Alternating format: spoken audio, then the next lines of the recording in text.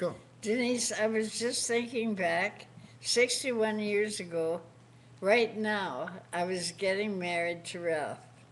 And the best part of being married to Ralph was I had this beautiful girl named Denise.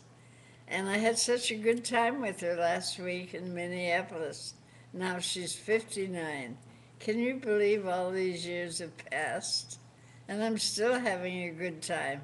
I'm with Mitch and Lee right now, and we're talking about what we're going to do with this building of theirs, and Mitch going on a sailing trip. I hope you have a wonderful time in Italy, and when you get back, come and see me. I've been saving all kinds of stuff about our next trip to Santa Fe. I love you, sweetie. I'm Frances Olson. Call me.